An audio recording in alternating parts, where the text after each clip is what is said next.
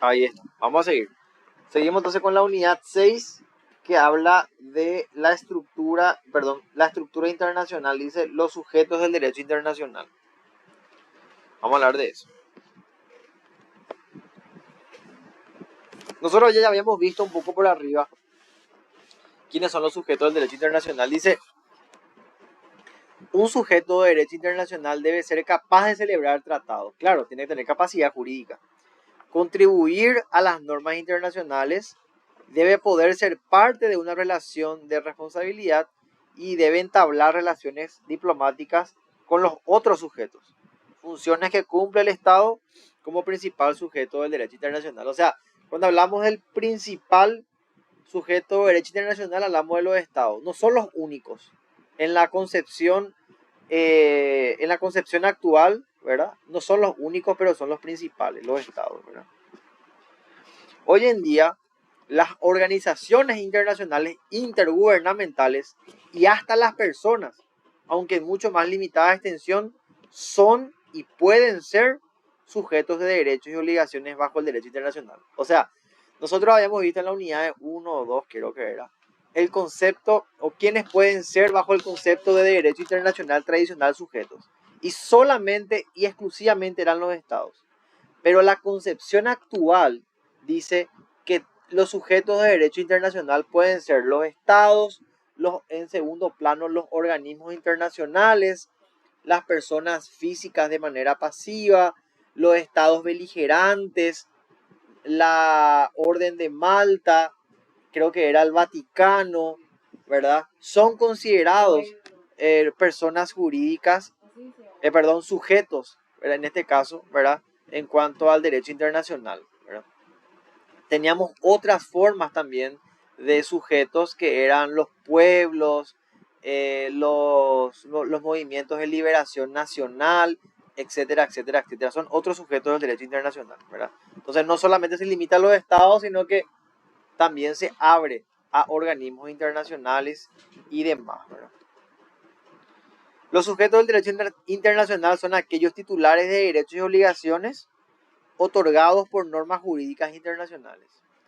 Con la evolución del derecho internacional fueron aumentando los sujetos, que es lo que mencionamos recién, ¿verdad? Fueron aumentando los derechos, los sujetos del derecho internacional. Y acá vamos a hacer la enumeración. Incluye a los estados soberanos, que es lo principal, las organizaciones internacionales, la persona humana, ¿verdad? Que tiene limitaciones, los pueblos, los grupos alzados en armas para conseguir autoridad política, la Santa Sede y la soberana Orden de Malta son considerados sujetos del derecho internacional. Eso es importante. Acabé de mencionar eso, pero acá lo mencioné de manera mucho más ordenada.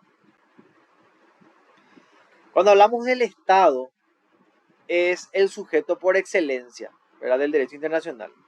Es el principal, exacto.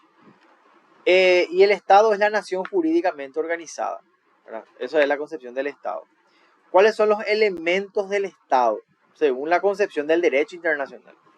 Territorio, población, gobierno y soberanía. Esos son los elementos del Estado. 4. Territorio, población, gobierno y soberanía. Elementos del Estado según la concepción del derecho internacional. ¿Cuáles son los tipos de estados? Estado soberano o independiente, estados dependientes, estados vasallos, estados asociados y estados diminutos. Reitero, son 5 los tipos de estados. Soberano o independiente, dependiente, vasallo, asociado y diminutos son los 5 tipos de estados que existen para el derecho internacional. Ahora, eso en cuanto al principal sujeto de derecho, ¿verdad? Del derecho internacional.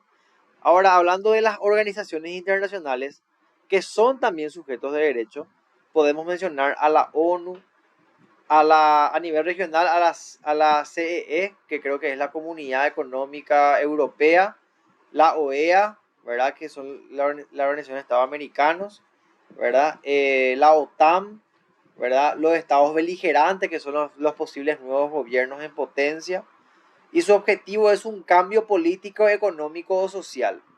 Los sujetos a normas de guerra, los movimientos de liberación nacional, ¿verdad? El nuevo Estado, pueblos que luchan para convertirse en un nuevo Estado, pueden ser también sujetos de derecho, ¿verdad? Internacional, y entran dentro de las organizaciones internacionales.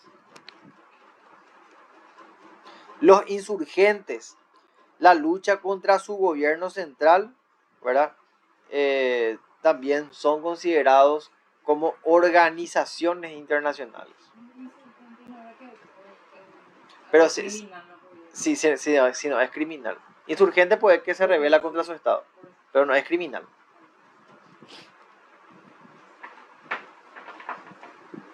Ok, ahora vamos al tercer sujeto de derecho internacional. Decíamos el individuo.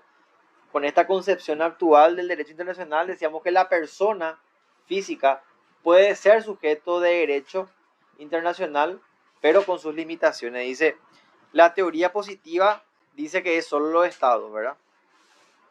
Pero la teoría realística dice, la teoría realista dice, solo el individuo, porque el Estado es una figura artificial formada por individuos. Eso dice la teoría realista. O sea, en realidad los estados son artificios de la ley. Quienes actúan realmente son los individuos, dice la teoría realista. La teoría ecléctica, mirándole al individuo, dice, los estados, los sujetos de derecho internacional y los individuos pueden ser, en muchos casos, pueden serlo, dice. O sea, Santiago Peña o el ministro, o el canciller, o el ministro de Relaciones Exteriores, en este caso, si tienen los poderes suficientes, pueden representar al Paraguay. Entonces, ellos como personas, ya con sus limitaciones, pero son sujetos de derecho internacional, ¿verdad?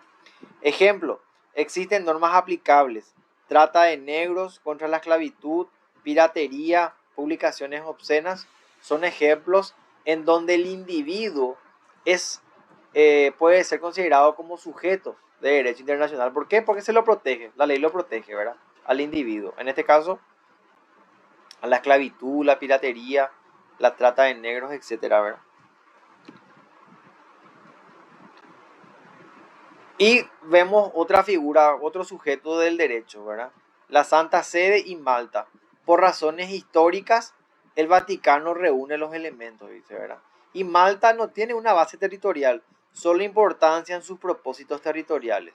Palestina, la Comunidad Británica de Naciones, son otros ejemplos, ¿verdad?, de sujetos del derecho internacional. Acá tenemos la Ciudad del Vaticano, que es muy chiquita, tendrá 2 hectáreas. Es muy chiquita la Ciudad del Vaticano. 44. 44 hectáreas. Y ahí está Malta, ¿verdad? Con eso terminamos esta unidad. Quiero nomás señalar de vuelta los puntos importantes, porque ya que es cortita la unidad y me lo permite. Entonces, cuando hablamos de sujetos de derecho internacional, tenemos que diferenciar muy bien. Según la concepción tradicional, según el concepto tradicional, son solo los estados. Según la concepción actual, pueden ser los estados principalmente, los organismos internacionales, ¿sí?, que es lo que veíamos acá, y voy a irme otra vez ahí, los estados soberanos, las organizaciones internacionales, la persona humana, los pueblos en ciertas situaciones, los grupos alzados en armas, ¿verdad?, que son los movimientos beligerantes, la Santa Sede y la soberana Orden de Malta son sujetos del derecho internacional. ¿Por qué? Porque pongo mucho énfasis en esto, porque hay una pregunta de examen en donde le quita, por ejemplo, a la Santa Sede y en otra opción le pone a la Santa Sede. Entonces, tenemos que tener muy claro, ¿verdad?, que todos estos son sujetos del derecho internacional, ¿verdad? Eso me parece importante mencionar. Los elementos del Estado, que es el territorio, población, gobierno y soberanía, son también elementos importantes del Estado que hay que saber. tipos de Estado, ¿verdad? Soberano, dependiente, vasallo, asociado y diminuto. Son 5 los tipos de Estado. Cuando hablamos de organizaciones internacionales ya sabemos que son, ¿verdad? Ya hablamos del individuo y eso. Esa me parece la parte importante de esta unidad, ¿verdad? Que tenemos que saber. Buenos Aires. Ahí voy a cortar la grabación. Cortito esta unidad.